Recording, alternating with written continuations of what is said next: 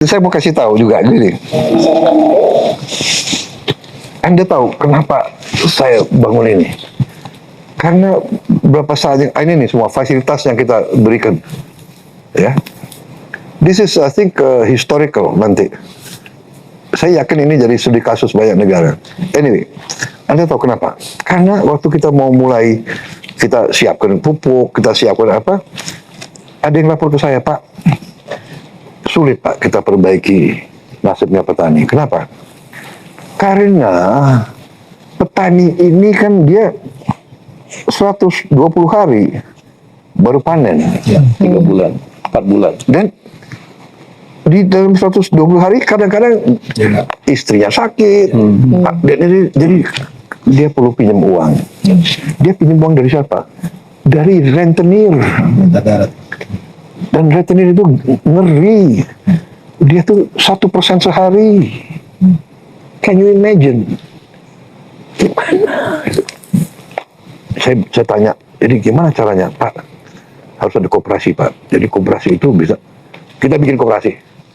Ini adalah, apa ya, ini adalah penindasan manusia ke manusia.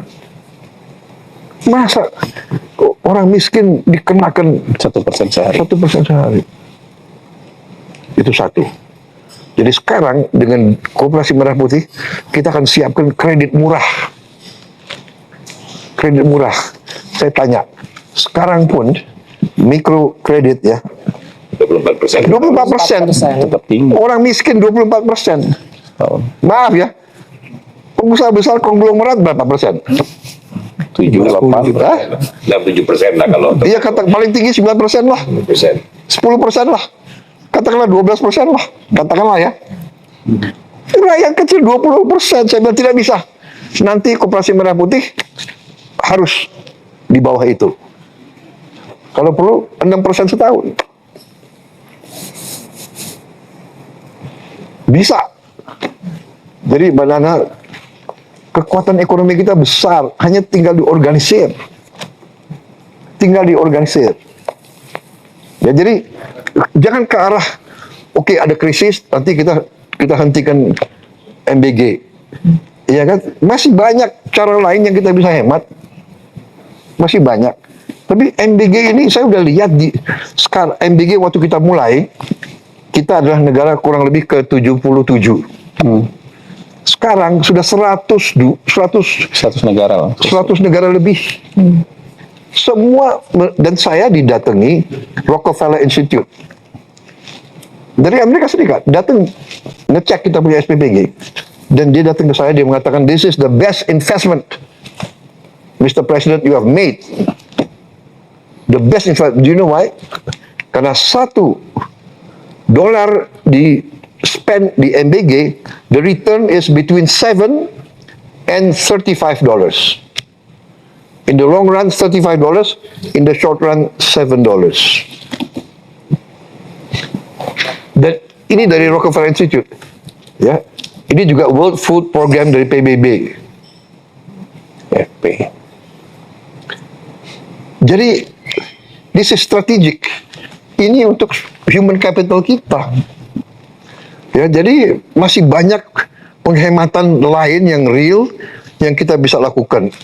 Kita sudah exercise. Kita sudah melakukan penghematan di banyak bidang. Ya. Jadi saya kira we are a strong country ya. Saya tidak mau nina bobo, saya tidak mau kasih bagus-bagus. Kita siap untuk yang paling. Tapi rakyat kita sebagian besar sudah terlalu lama tidak menikmati kebaikan daripada ekonomi kita. Sudah terlalu lama. The top 10-20% maybe menikmati, tapi kebanyakan rakyat kita sangat susah hidupnya selama ini. Can you imagine begitu bahagianya mereka terima? Kalau anak orang kaya yang di Menteng ya dia nggak perlu ini, bahwa ada kekurangan. Ini kita tindak. Saya sudah katakan ada lebih 1.000 yang sudah kita tutup, ya kan? Tapi Halo semuanya guys, kembali ke channel saya Poin Emas. Kembali kita membahas setiap komentar-komentar netizen. Udah susah jawab jurus terakhir, ngamuk. Awas Mbak Nazwa, nanti disiram air keras juga karena sudah menyinggung pemimpin yang omon-omon. Presiden ke-8 Bapak omon-omon, itulah sebutannya. Nggak mau banget kalah nih. Presiden katanya sepertinya tidak menggunakan telinganya untuk mendengar. Gak ada wibawa, wawasan nol, besar pandangan sempit. Inilah pemimpin kita. Hati keras, kepala bebal, dan telinga tertutup. Lengkap sudah 100%. Menyengsarakan rakyat. Jangan menentangin rakyat Pak Presiden. Kalau semua rakyat sudah muak, Anda bisa turun, tidak perlu ditunggu 2029. Kebanyakan rakyat sudah banyak kekecewaan Pak. Mulai kelihatan watak aslinya nih. Kalau mau lihat watak asli seseorang, kasih jabatan, ya ini hasilnya sangat mengecewakan rakyat. Sudah tidak tertolong lagi, sangat-sangat tidak waras. Bahas Bowo sombong dan arogan, Pak Prabowo Raja omon-omon. Orang nggak mau kalah, sudah terlihat alar bahayanya buat demokrasi. Semua yang dilaporin ke presiden prinsipnya asal bos senang, kayaknya seolah-olah dibawa baik-baik saja. Anjir, keras kepala, pantas jika didengar. Kerusuhan itu terjadi karena pemerintah dan pemimpinnya tak mau mendengar rakyatnya. Oh, pantas aja suara kita enggak didengar. Ternyata begini cara pandangnya presiden. Kalau sudah tua begitulah, dikritik marah. Siapa bilang dulu bisa saya tapi sekarang tahu ndak busnya, mana mungkin mau hukum. Belum masuk kategori negarawan. Ahli-ahli menerima kritik tapi baper. Masyarakat Indonesia yang saya cintai, tolong jangan dipilih lagi orang satu ini. Jadi pemimpin harus sabar dan lapang dada, siap menerima kritikan pemimpinnya. Baik rakyat pasti ancungin 2 jempol. COMBG. Buat apa diskusi kalau tidak mau mendengarkan pendapat yang lain? Malah marah-marah sampai membawa pembawa acara takut dan menghentikan diskusi. Mantap Pak Nazwa, Mbak Nazwa. Kami bukannya malas turun, tapi karena emangnya ada yang jauh lebih penting daripada sekedar mengurusin lo. Ketika akal mulai buntu, maka urat yang ambil alih. Yang bodoh itu rakyat yang menjadikannya pemimpin. Memimpin keluarganya sendiri saja tak mampu, kok dijadikan presiden. Cecer terus Mbak Nana. Sehat terus Pak Prabowo. Alhamdulillah bisa aman damai negara ini. Meski banyak yang miskin asalkan enggak perang. Antara penjahat dan pejabat sama kualitasnya. Pemimpin yang baik harusnya introspeksi diri, bukan malah membanggakan diri. Bercakap saja macam kanak-kanak. Nyawit di beliau. Emosi saja bawaannya, mesti dikit bicara tapi aksinya nyata. Wah, nantangin rakyat nih. MR omon-omon gak mampu jadi presiden. Di militer satu komando, jadi gak terbiasa di debat. Di sini permasalahannya, bila pemimpin sipil dari militer, aura antagonisnya kuat banget. Beliau bukan presiden tapi pengusaha, soalnya kelihatan banget egoisnya. Negara demokrasi harus siap dikritik buat kontrol kekuasaan. Dia tidak bisa diajak berunding, hanya emosi yang diunggulkan. Hanya mau mendengar yang baik, tidak mau mendengar kritik. Hanya mau melihat yang disuguhkan bawahan, tidak mau melihat realita di lapangan. Anti kritik dan anti fakta. Bagaimanapun kamu produk orde baru pikirannya, ya jadul.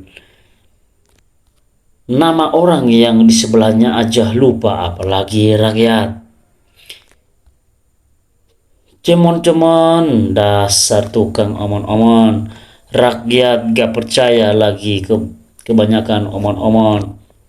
Kelihatan gak bisa debat, jawabannya defensif mulu. Susah nasihatin kalau ego sudah tinggi. Kalau mau nasihatin, lihat dia ada maunya, baru pura-pura nurut. Wow. Pede boleh bro, tapi kepedean jangan dong. Jangan bawa nama rakyat lah. Rakyat sudah muak dan jijik sama cerita menjelang tidur. Mantap Banana, sang pemberani. Yang kurang hadir di situ sisa Pak Guru Gembul. Dalam Islam, Allah mengasihi pemimpin kepada hambanya, cerminan dan rakyatnya. Kalau rakyatnya buruk, dikasih pemimpin buruk. Jadi kalau rakyatnya baik, akan dikasih pemimpin yang lebih baik. Ya, sekarang kita rakyat Indonesia, introspeksi diri sendirilah. Orang benar pasti bicaranya santai. Rakyat sudah bosan dan malas. Toh ada negara juga mensejahterakan rakyat. Ganti sepaket saja beres. King omon-omon, dukung gimana Pak Presiden, rakyat semua menderita. The King of omon-omon, jika kau mati nanti namamu akan jadi catatan sejarah kelam buat bangsa dan negara. Camkan Mr. Presiden. Memang harus seperti ini seorang pemimpin berani menghadapi kritikan secara langsung. Terima kasih Mbak Najwa. Hanya ini yang bisa saya sadiakan ke Mbak Najwa. Masih nyesal milih Pak Omon-omon. Nggak nyangka Indo jadinya seperti ini. Turun ke lapangan Pak, turun ke rakyat, langsung sidak, langsung kondisi rakyat di bawah. Insya Allah nanti dapat jawaban sebenarnya. Seorang pemimpin harus cerdas, harus berpikir panjang, biar nggak salah ngambil keputusan yang pada akhirnya blunder merugikan negara. Dulu dukung, sekarang dukungan tak cabut. Mbak Nana mantap, lanjutkan. Sampai kapan presidenku berhenti omong-omong ngedrabus. Rakyat di bawah itu siapa Pak? Kandani 11 dari 100. Rakyat harus bersatu untuk melawan